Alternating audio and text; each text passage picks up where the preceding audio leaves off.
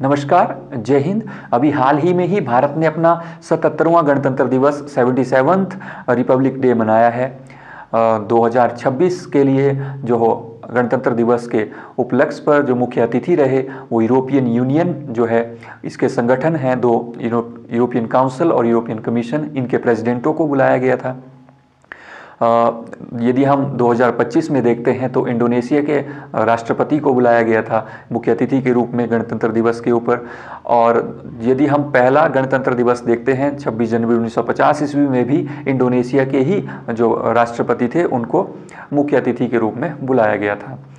अब इसका मुख्य उद्देश्य क्या होता है? गणतंत्र दिवस के ऊपर जो है मुख्य अतिथि जो होते हैं वो अधिकांश जो विदेशी होते हैं। इसका मुख्य उद्देश्य यह है कि भारत की कूटनीति के माध्यम से अंतर्राष्ट्रीय संबंधों में सुधार करना है, व्यापार के लिए और भी अन्य मार्ग जो है वो व्यापार के लिए और अन्य संबंधों के लिए जो है देशों के साथ अच्छे संबंध रहें, अंतर्राष्ट्रीय संबंध अच्छे देश भारत के रहें। इसीलिए विदेशी जो व्यक्तियों को गणतंत्र दिवस के मौके पर जो है मुख्य अतिथि के रूप में बुलाया जाता है। यदि हम बात करते हैं ऐतिहासिक पृष्ठभूमि की कि हम गणतंत्र दिवस मनाते क्यों हैं, तो घटना 26 जनवरी जो तिथि है, इस तिथि का विशेष महत्व इसीलिए है। वर्ष 1929 ईस्वी में 31 दिसंबर 1929 ईस्वी को मध्यरात्रि में पंडित जवाहरलाल नेहरू रावी नदी के किनारे लाहौर, जो वर्तमान पाकिस्तान में है और 1929 में उसमें भारत में था ये हिस्सा, तो लाहौर में एक पूर्ण स्वराज की मांग रखते हैं और लोगों को संबोधित करते हैं कि अगले महीने जो अगला संडे आएगा, अगले महीने का जो अंतिम संडे होगा, उस तिथि को हम भारत का गणतंत्र दिवस के रूप में उसको मनाएंगे। यानी अगले महीने 1930 ईस्वी में 26 जनवरी 1930 ईस्वी को संडे था। उस दिन से ही इस तिथि को विशेष माना गया। और हालांकि उस समय जो है 26 जनवरी 1930 ईस्वी को गणतंत्र जो है भारत नहीं हो पाया, लेकिन उसके 2 दशकों के बाद जो है 26 जनवरी 1950 ईस्वी को भारतीय संविधान को लागू किया जाता है। हालांकि भारत का संविधान बनकर 26 नवंबर 1949 को तैयार हो गया था, जिसको 2 वर्ष 11 महीने और 18 दिन बनने के लिए लगे थे। उसी दिन भी लागू कर सकते थे, लेकिन 2 दशकों से या 20 वर्षों से चली आ रही इस परंपरा को आगे रखना है और एक विशेष तिथि के तौर पर जो है इस तिथि को याद रखना है। इसीलिए 26 जनवरी 1950 ईस्वी को ही भारत में जो है संविधान को लागू किया गया था। हालांकि इसके 2 महीने पहले 26 नवंबर 1949 ईस्वी को भारत का संविधान बनकर तैयार हो गया था। ये इसकी ऐतिहासिक पृष्ठभूमि है और जिसके बाद अभी हम कह सकते हैं कि जिस दिन भारत का संविधान लागू हुआ उसी दिन को गणतंत्र दिवस के रूप में मनाया जाता है। गणतंत्र दिवस के ऊपर जो है ध्वजा कर्तव्य पथ, जिसका पहले नाम जो था वो राजपथ था, वहाँ पर भारत के राष्ट्रपति द्वारा जो है वो फहराया जाता है, अनफर्ल किया जाता है। और 15 अगस्त 1947 को भारत आज़ाद होता है, तो उस दिन जो फ्लैग होस्टिंग होती है, ध्वजारोहण होता है। ध्वजारोहण का अर्थ होता है कि जो तिरंगा झंडा है वो नीचे बंधा रहेगा और दूसरी रस्सी से उसको ऊपर खींचा जाएगा और ऊपर उसको फहराया जाएगा। और गणतंत्र दिवस के मौके पर जो तिरंगा झंडा है वो ऊपर ही रहता है और उसको रस्सी खींचकर जो है खोल दिया जाता है। इस तरीके से अनफर्ल और फ्लैग होस्टिंग और फ्लैग अनफर्ल जो है वो किया जाता है 26 जनवरी और 15 अगस्त को।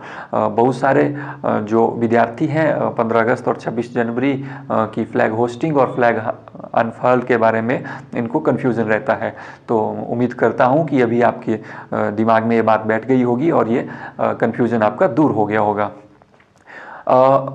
26 जनवरी को गणतंत्र दिवस के ऊपर जो गणतंत्र का अर्थ होता है कि जो हम भारत का जो प्रथम नागरिक होता है वो भारत का राष्ट्रपति होता है। गणतंत्र का अर्थ यह होता है कि कोई भी जो राष्ट्रपति बनेगा वो वंशानुगत नहीं चलेगी प्रणाली, जैसे वंशानुगत रूप से जो है नेता बन जाएंगे या राष्ट्रपति उस तरीके से नहीं बन सकता है। भारत का राष्ट्रपति जो है ऐसा नहीं होगा कि राष्ट्रपति का बेटा आगे राष्ट्रपति बन जाएगा या उसका बेटा आगे चलकर राष्ट्रपति बन जाएगा। इसी को गणतंत्र कहा जाता है, क्योंकि भारत का प्रथम नागरिक जो है वो भारत का राष्ट्रपति होता है।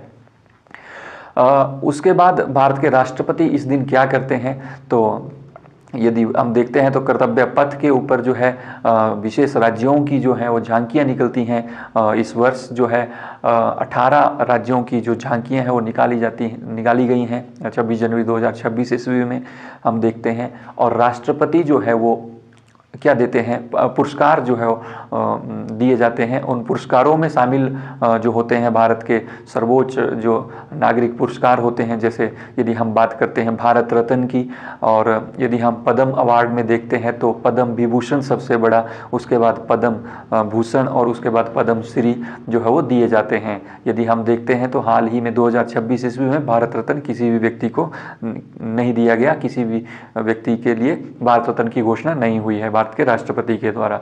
यदि हम देखते हैं पद्म अवार्ड में, तो पद्म अवार्ड जो 2026 में है वो 131 दिए गए हैं, जिसमें से 113 पद्म श्री दिए गए हैं और 5 पद्म विभूषण दिए गए हैं, और बाकी जो बच गए वो पद्म भूषण दिए गए हैं। पद्म श्री, पद्म भूषण और पद्म विभूषण, जिसमें सबसे बड़ा पद्म विभूषण है, उससे छोटा पद्म भूषण है और सबसे छोटा पद्म श्री है, और इन सबसे बड़ा भारत रत्न है। भारत का सर्वोच्च सिविल पुरस्कार जो है वो भारत रत्न है।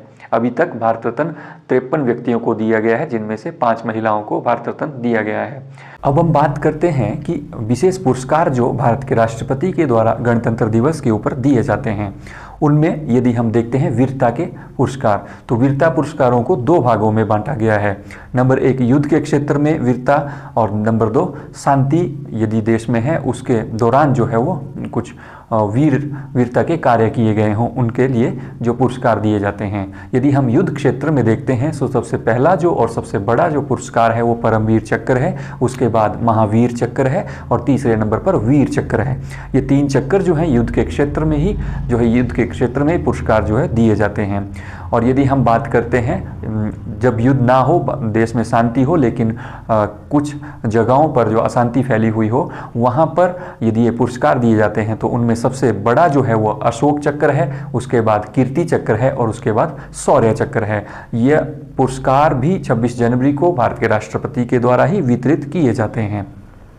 और यदि हम सर्वोच्च नागरिकों में बात करते हैं तो सर्वोच्च नागरिक पुरस्कार में सबसे बड़ा जो पुरस्कार है वो भारत रत्न है, और भारत रत्न जो है यह भी गणतंत्र दिवस के उपलक्ष्य पर ही राष्ट्रपति के द्वारा वितरित किए जाते हैं।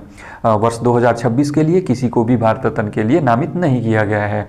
और भारत रत्न के बाद हम पद्म अवार्ड देखते हैं, तो पद्म अवार्ड को भी 3 श्रेणियों में बांटा गया है। पद्म विभूषण जिसमें सबसे बड़ा है, और ये दूसरा सबसे बड़ा सर्वोच्च नागरिक पुरस्कार है भारत रत्न के बाद। और पद्म विभूषण के बाद पद्म भूषण दूसरे नंबर पर और पद्म श्री तीसरे नंबर पर। अभी हाल ही में ही 2026 ईस्वी में जो है 131 लोगों को पद्म अवार्डों से सम्मानित किया गया है, जिसमें से 5 पद्म विभूषण अवार्ड हैं और 113 पद्म श्री हैं। इनमें से विशेष नाम आपको याद रखने होंगे जो एग्जाम पॉइंट ऑफ व्यू से आपको इम्पोर्टेंट रहते हैं, और कई बार जो है क्वेश्चन यहाँ से पूछे जाते हैं। अभी तक एक भी महिला को जो है महावीर चक्र या वीर चक्र या परमवीर चक्र से सम्मानित नहीं किया गया है।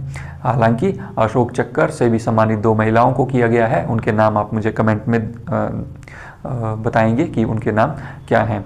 ये जानकारी थी भारत में गणतंत्र दिवस के उपलक्ष्य पर क्या क्या विशेष होता है। जिस तरीके से लाल किले से जो है प्रधानमंत्री 15 अगस्त को देश को संबोधित करते हैं, एड्रेस करते हैं, उसी तरीके से भारत के राष्ट्रपति 26 जनवरी को कर्तव्य पथ नई दिल्ली से जो है संबोधित देश को करते हैं।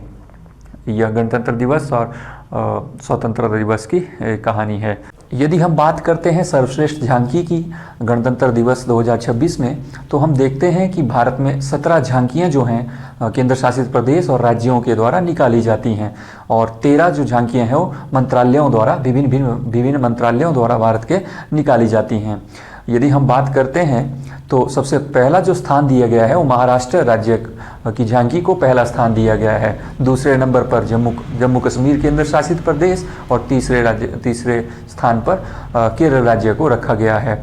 और यदि हम मार्च पास्ट की बात करते हैं तो मार्च पास्ट में इस बार इंडियन नेवी के सैनिकों की मार्च पास्ट को सर्वप्रथम स्थान दिया गया है। यदि हम लोकप्रियता के आधार पर बात करते हैं तो लोकप्रियता के आधार पर जो है सर्वश्रेष्ठ जो झांकी का पुरस्कार दिया गया है वो भारत के गुजरात राज्य को दिया गया है। और यदि हम मार्च पास्ट की बात करते हैं तो सीआरपीएफ की टुकड़ी को दिया गया है। उम्मीद करता हूँ ये सारे क्वेश्चंस आपको एग्ज़ाम पॉइंट ऑफ व्यू में हेल्प करेंगे, आपकी एग्ज़ाम में मदद करेंगे। और थोड़ा जो हमने पढ़ा उसको मैं यदि थोड़ा सा रिवाइज़ करूं तो कुल कितने पद्म पुरस्कार दिए गए, 131 पद्म पुरस्कार दिए गए। और ये सारे जो हैं वो 26 जनवरी के दिन घोषित किए जाते हैं और 30 जनवरी को भारत के राष्ट्रपति द्वारा उन्हें दिए जाते हैं। उम्मीद करता हूँ यहाँ तक आपको चीज़ें समझ आ गई होंगी। Thank you.